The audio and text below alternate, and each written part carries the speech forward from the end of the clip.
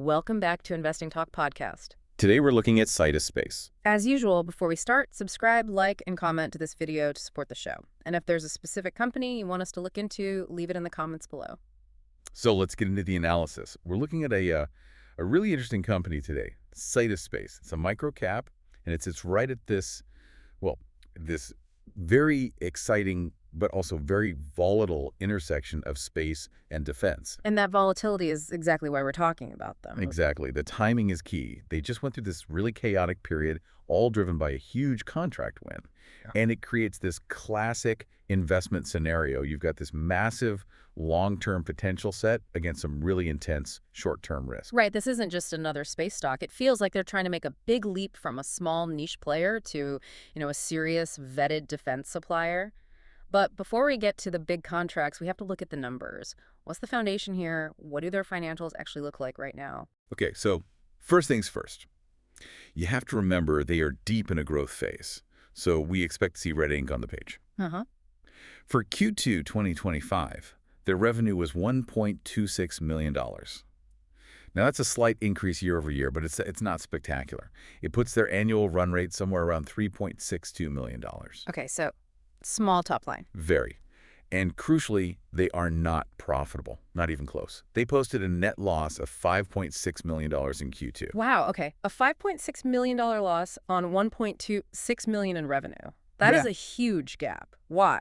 Well, that loss is pretty much entirely due to their operating expenses being so high. It really highlights the negative margins you see with companies that are just investing everything they have into scaling up. Their hardware, their whole constellation, right? That's it. You have to understand the capital that requires. This is not some software startup. We're talking about manufacturing, launching, and then maintaining satellites. Specifically, their proprietary LizzieSat constellation. That's what drove those losses. So if we're going to justify that kind of burn rate, the spending has to be aimed at some kind of explosive future growth. What's the plan for that? What's supposed to drive future revenue? Right. So they're focused on scaling through these big space infrastructure investments. And they have a pretty clear roadmap. First, you have the actual satellite launches, like LizzieSat 3.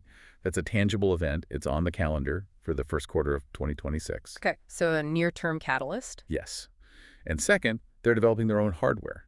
A key example is their new VPX onboard computer. That sounds very technical. VPX onboard computer.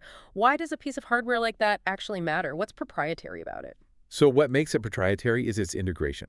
The VPX standard is it's this super robust modular computing system. You see it in high-end defense and aerospace all the time. For Sidus, having their own integrated VPX computer means they control the entire processing chain for the data their satellites collect. It lets them run AI and machine learning algorithms on the satellite itself before beaming the data down. That's a huge deal for speed and reliability. And that kind of build-out, the satellites, these advanced components, that's what's costing them so much money. Precisely. And that aggressive spending just got this huge immediate validation with the thing everyone's talking about, the SHIELD IDQ contract award. This is the moment the whole story changed for them. This is the big one. I think you really have to stress the scale of this program because this is where the conversation completely shifts. It really is. This contract is part of a massive government-wide program with a $151 billion ceiling. $151 billion. That number alone just completely redefines their market opportunity. It does, but we should probably clarify what that actually means. The key letters there are IDIQ, right? Indefinite delivery, indefinite quantity. That's right. So the $151 billion is just the ceiling. It's the total amount that could be spent. It's not guaranteed money for Sidus. No, not at all. What it means is that Sidus has earned the right, really the elite access, to compete for individual task orders inside that massive program. But getting that access is the whole ballgame. It's the first critical step. It lets them compete for work in these incredibly high-demand areas, think AI integration, digital engineering, multi-domain defense solutions. It just puts them in a totally different league. And they didn't just get lucky. Their competitive advantage, their moat, seems to be this vertical integration. Yes. They don't just assemble parts. They control their manufacturing from start to finish in their 35,000 square foot facility down in Florida. Okay, but that's my question. How does a 35,000 square foot facility seriously compete with, a Lockheed Martin or a Boeing? Isn't that vertical integration just a drop in the ocean compared to the big guys? That is the critical question. And the answer really comes down to agility and specialization. That vertical structure allows them to do rapid prototyping. They can move much faster on development cycles, which is exactly what the Department of Defense wants right now. The legacy prime contractors can be, well, they can be slow and bureaucratic. Sidus can be nimble. You're talking about the DoD's Golden Dome strategy, right? Can you break that down for listeners who maybe aren't tracking every new Pentagon buzzword? Sure. In simple terms, the Golden Dome strategy is this big push to create a really deep, integrated, layered defense against threats from the air, from missiles, and from space. It's all about resilience and interconnection. And that requires innovation. It requires nimble innovators who can deliver new systems fast. That's a huge advantage for a company like Sidus over a giant that might be stuck with legacy systems. And their LizzieSat platform is their ticket into that dome. It provides the real-time AI-driven data that these multi-domain operations need. And to make that huge pivot into defense, they needed cash, a lot of it. So let's talk about their financial health. The balance sheet looks a lot better now, right? Vastly improved. They actually hold more cash than debt at the moment, and that's all thanks to two very recent capital raises. They moved fast on that. They did. They closed a big $25 million public offering in December of 2025. That was 19.23 million shares sold at $1.30 each. And that came after a smaller, but still significant, $9.8 million offering back in September. It's a huge cash injection that gives them a lot of runway. But the key here is what they're doing with that money. It's not going to shareholder rewards. No, absolutely not. This is all earmarked for expansion. They're putting that capital directly into expanding manufacturing, into product development, and most critically, into funding the rest of the LizzieSat constellation. So the cash is directly fueling the engine they need to actually win these SHIELD task orders. That's the plan. It's a pure growth play. And because of this, their free cash flow is still negative. They are burning cash. But the key takeaway is that the money they raised is supporting this huge high upside growth, and it gives them the buffer they need to survive until those contract wins start rolling in. Okay, now we have to talk about the stock chart, because the market reaction to all this news has been just wild. Wild is an understatement. The volatility was startling. The day the SHIELD contract news broke, the stock had an incredible 96.5% surge during the day. People were making a killing. For a few hours, yeah. But as we always say, volatility cuts both ways. That massive surge was followed by a brutal 27.1% drop in after-hours trading. And that was pure dilution fear. Pure dilution fear. It's the classic microcap cycle. You get a massive catalyst, the company immediately raises cash to fund it, and then you get panic selling from people worried about the new shares. It's enough to give you whiplash, a perfect example of the chaos in these kinds of plays. Exactly.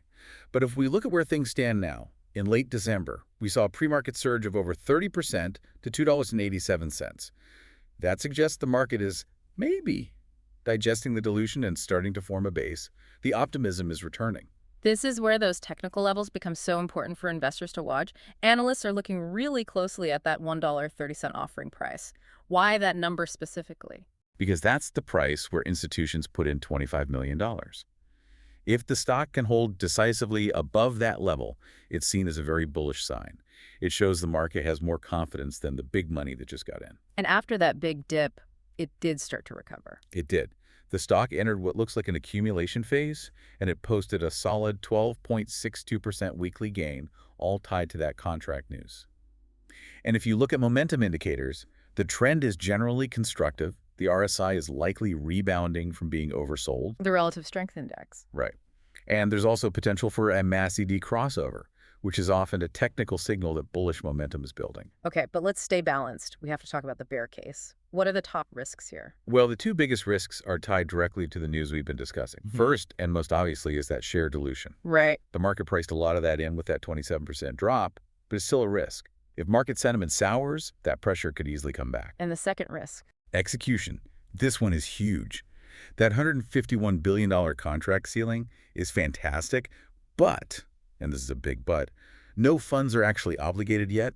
Sidus still has to go out and win the work. And they're not alone. I think you mentioned there are 2,100 awardees for this program. That is an incredibly crowded field. It is. So how do you compete against 2,099 others, many of whom are giants? That is the ultimate challenge. So what's their play? They're betting on the fact that the DoD needs agile, vertically integrated partners for this Golden Dome architecture. They're betting the government wants innovation over legacy systems. And just getting selected for SHIELD gives them credibility. The cash gives them the runway to bid aggressively, but they absolutely have to execute. Okay, so let's flip it. What about the near-term upside? What should investors be watching for? The catalyst calendar for the first quarter of 2026 is actually pretty full. We have Yeah. the scheduled launch of LizzieSat-3. That's a real measurable event that proves their tech roadmap is on track. And beyond that. Beyond that, you're looking for shield task order wins. Now, those are impossible to predict, but any news of an initial win, even a small one, could leak and would provide powerful fuel for the stock. And of course, any updates on how they're spending that $25 million. Plus, they have the whole macro environment helping them out. Defense spending is up, especially for these kinds of projects. Exactly. The tailwinds are there. They've moved from the fringe right into the middle of a high-priority defense movement. So if you tie this all together, what's the final thesis? The final thesis is pretty clear. Sidus Space has used its proven LizzieSat tech and vertical integration to gain elite access to a $151 billion defense sector.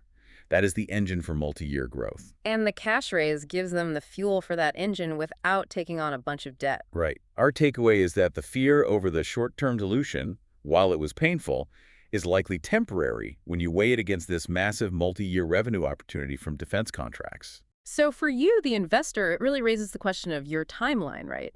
This analysis seems to point to two very different paths. It does. You could treat this as a high-risk swing trade, just playing the Q1 catalysts like the LizzieSat-3 launch and hoping for task order news. Or you approach it as a multi-year hold. You bet on them actually winning those contracts and building out the constellation, and you accept that there's going to be significant volatility along the way to profitability. The narrative here is fundamentally a bet on high-growth defense exposure, overcoming the short-term volatility and negative margins inherent in a capital-intensive scaling phase. It is a bet that the SHIELD contract is the gateway to becoming a key provider of the future multi-domain defense infrastructure. Absolutely. Don't miss our next analysis. Hit that subscribe button for more expert analysis.